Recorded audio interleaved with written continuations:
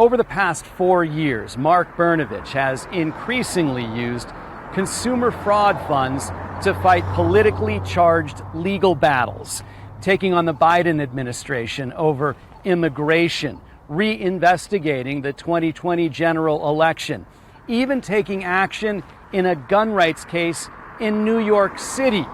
All the while, the number of consumer scams and consumer frauds continue to rise. We're social workers. It's not like we're raking in the dough, so to speak. We are concealing this couple's identity because their consumer problem involves their teenage daughter's mental health. Since we had tried counselors and therapists, we figured, okay, well, maybe a life coach would be a better approach. What did she seem like when you met her? How did she come across? Very kind, very powerful, very secure about herself, and very secure about that she can help us. 1 month and $2,500 later, they say their new life coach stopped communicating and stopped meeting with their daughter. Did you ask her for your money back? I did. How did she respond? She did not respond. I emailed her 3 or 4 times between November 4th and January 1st or something like that. What do you do at that point to try to get the money back? What did you do? I filed a complaint with the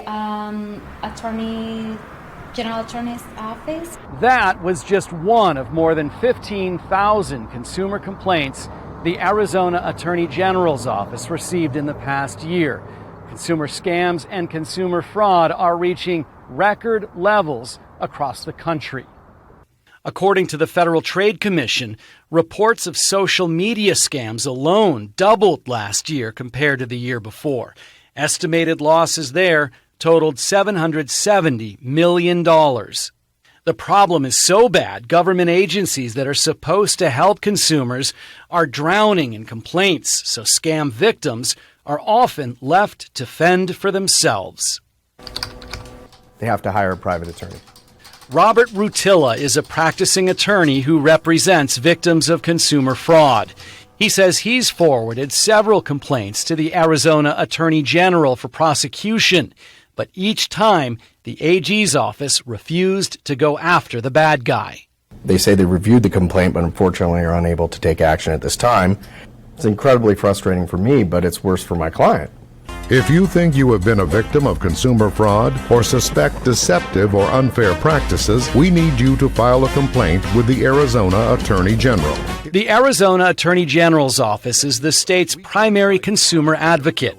Enforcing the Arizona Consumer Fraud Act on behalf of consumers is a main responsibility of the office. Be assured every complaint is reviewed for any possible violations of the Arizona Consumer Fraud Act. Every single one.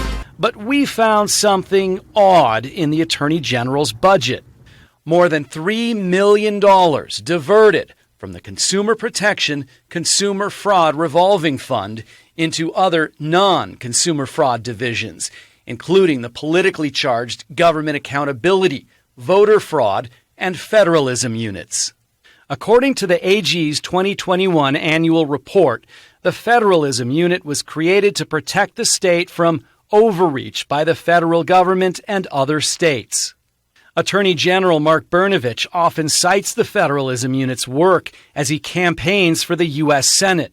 What I am trying to do is protect hardworking Americans and hardworking Arizonans against the flood of illegal immigration and illegal drugs coming into this country. Brnovich used the federalism unit and consumer fraud funds to fight President Biden's decision to stop building the border wall and to end Title 42 emergency immigration controls.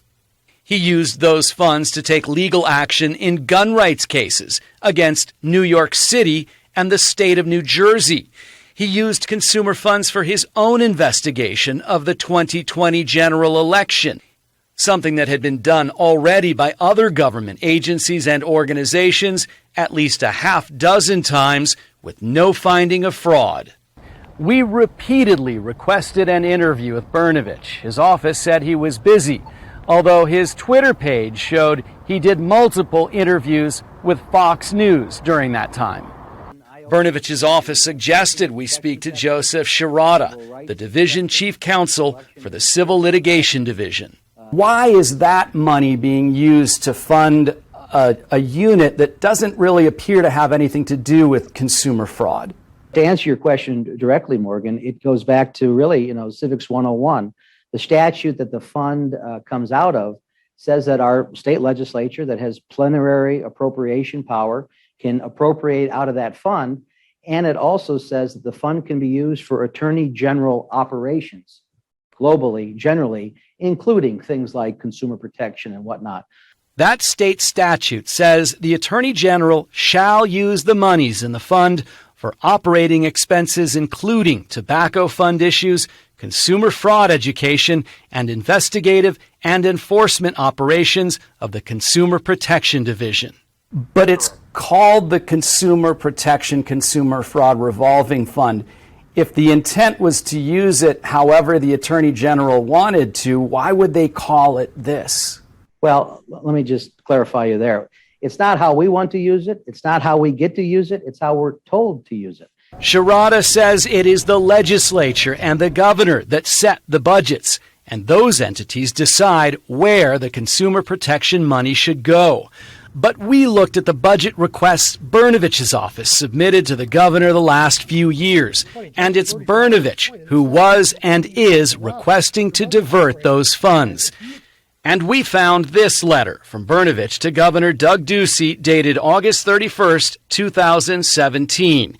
In it, the Attorney General writes, "There is legal risk associated with using the funds for non-consumer protection salaries, since by statute, those monies may only be used for consumer restitution or for expenses to rectifying violations or alleged violations of consumer protection laws."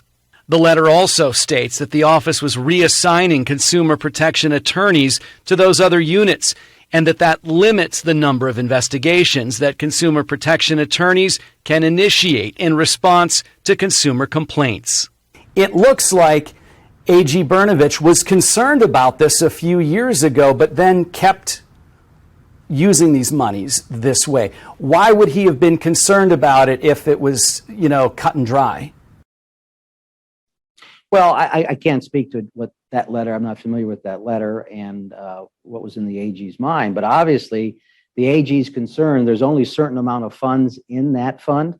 Shirata says the AG's office responded to every one of the 15,000 complaints the office received last year and was able to recover millions of dollars for Arizona consumers. But he admits they do not actually take many cases to court. When you say take things to court, we're filing complaints, several a month, usually, give or take, ebb or flow. And we're getting incredible results based on settlements, resolutions, consent judgments. Probably every couple of years, we'll have to actually take a case to a courtroom before a judge and a jury to get a result if we can't resolve that matter. I can't imagine a more important act to enforce than the Consumer Fraud Act. Robert Rutilla says he thinks the AG needs to do more. Well, the state's charged with the responsibility to enforce these laws, and it's a shame when they choose not to. It's a similar message that Attorney General Brnovich offers on the campaign trail. At the end of the day, this country is about the rule of law. And that means that we have to have people in public office, especially the executive branch, following the law. It's a bit disappointing. The husband and wife we interviewed say they are not satisfied with the response they got from the Attorney General's office, and they don't believe it helped them. I don't think there's enough help for consumers out there. We were able to help that family come to an amicable agreement with the person they paid. I'm Morgan Lowe for Arizona's Family.